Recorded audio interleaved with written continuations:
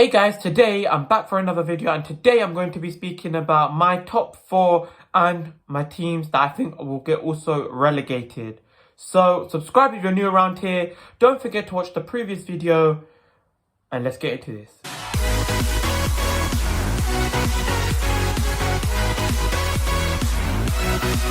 So guys, make sure you're subscribed, and today we're speaking about my top 4 and my relegation teams. Who do I think is going to be? We're going to start with the top 4, and I think is going to be Liverpool in 4th. The reason I say Liverpool in 4th, there's a few reasons. I definitely feel like Mo Salah, Mane, some of the midfield, even the defence will be improved, especially with them signing Kanate, and also with Salah sometimes last season putting them through things, like through games. I feel like, in my opinion, I still feel like they're a little short in midfield with the way Klopp likes to play with changing his midfield up with the amount of games they got. He likes to change that midfield up, and I still feel like they need 1 or 2 midfielders. So we're still yet to see if they're going to get that done. And also, Virgil van Dijk has came back, and we still need him to have 2-3 months. Like, Virgil van Dijk still needs 2 or 3 months to get back to his best. And those 2 or 3 months could be crucial. Could be a crucial 12 points. Even more, in fact. Those points could be very crucial in the race for the title. But I feel like with the way other teams strengthened, Liverpool take 4th in my opinion.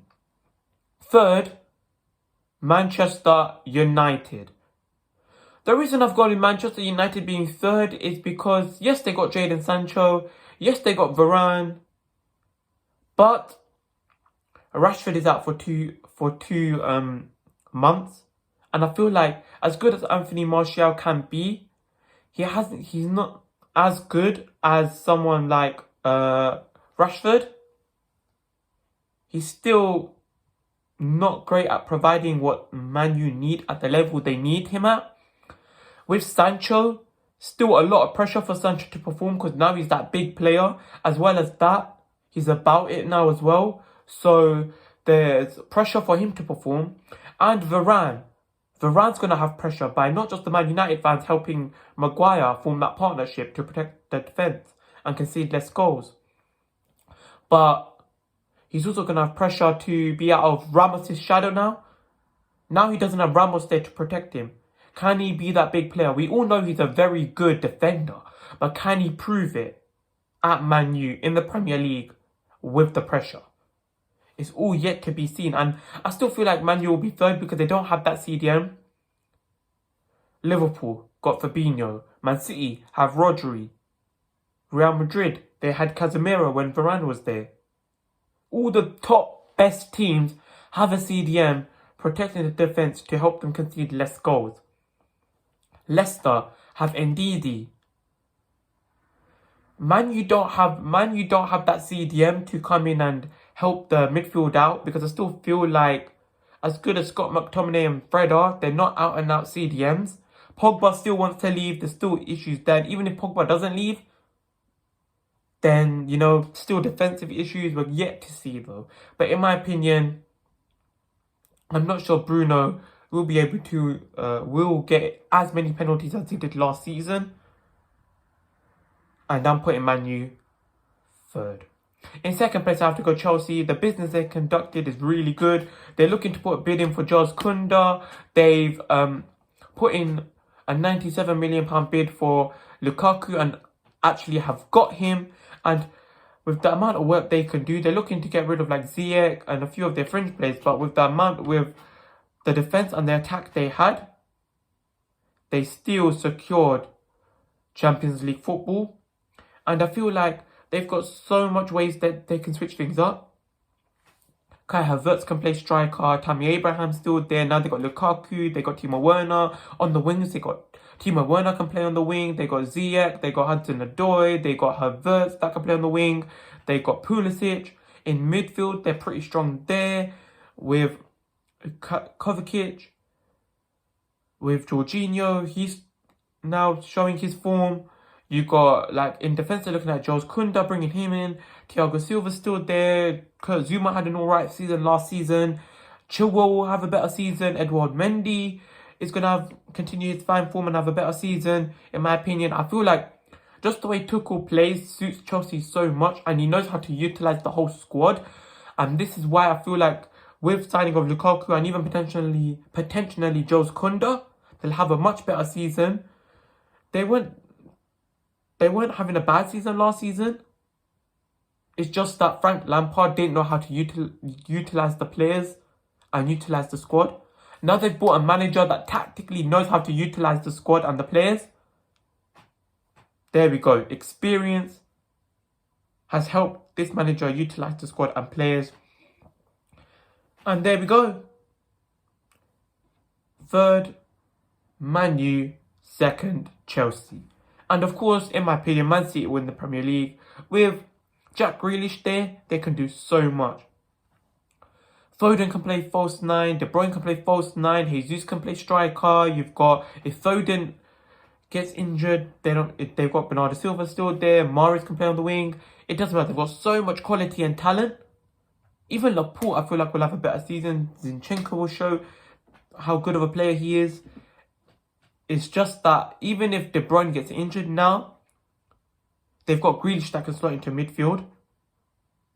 Sterling can play on the wings, and Sterling's form in the Euros was good for England, and I feel like he'll translate that form into the Premier League and do it for City, and he'll have a better season. And in my opinion, I feel like City just have enough to, if we look at last season where they had the first couple games, they weren't great, and then they started having a better second half of the season, which won them the Premier League. I feel like the same is going to happen again. Now, my bottom three. Watford is going to be 20th. In my opinion, Ismail Assar signed for £30 million. It hasn't worked out for Watford. They committed a lot to him. Hasn't really worked out. We're still yet to see the best of him. He's still around 24 though, so they can still sell him, get a good 15, maybe 20 mil. And the business they conducted is all right, but nothing great. And in the Championship, they only scored 63 goals. There's still a lot of goals for the Championship, but if you have the likes of Norwich, Brentford, all these teams that came up scoring 70 plus goals, it does say that they don't have as many goals as they used to. Then 19th, I'm going Brentford. They're in the Premier League. They'll be up for the Premier League. They may surprise us. They may surprise us with a few results.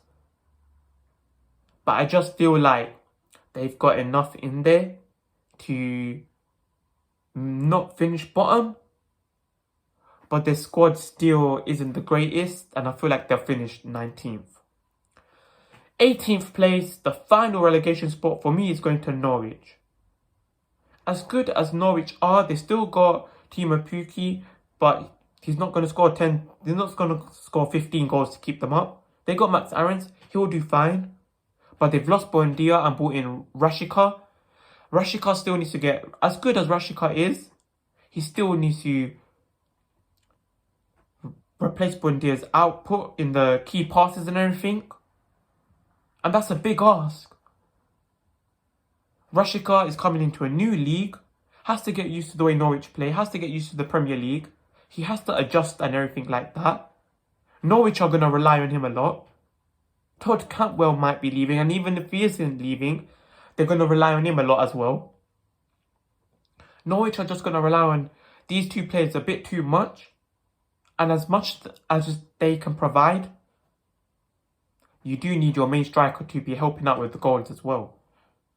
Especially with a club like Norwich, they do need their strikers to help them out. And in my opinion, there'll be a surprise package. The reason also there'll be a surprise package because they've been in the Premier League before, like Watford's team has declined. Norwich's team has been roughly similar. So I feel like they'll be 18th and they'll be a bit better than last time. And they won't finish completely bottom, but they'll still get relegated, in my opinion, and finish 18th. And I feel like Crystal Palace, Zaha did get 11 goals, but Crystal Palace, they didn't score a lot of goals, only around 55 goals, conceded like 60 plus. They'll be around the relegation area. I feel like Newcastle will be around the relegation area, but the reason I feel like they won't be around they won't get relegated because of Joe Willock. They have agreed a bid with Arsenal for £25 million, so I feel like Joe Willock will just add goals from midfield to their attack, helping Callum Wilson out. So that's the reason I feel like those two teams, I feel like they've just got enough in there to make sure they won't get relegated, and the other three teams will get relegated, in my opinion. So my top four is Liverpool, Man U, Chelsea, then City to win. And my relegation is Norwich, Brentford, and Watford to come last. You can let me know yours in the comments below. Tell me your thoughts about all of this. Subscribe if you're new around here. Don't forget to check my previous video out. And peace.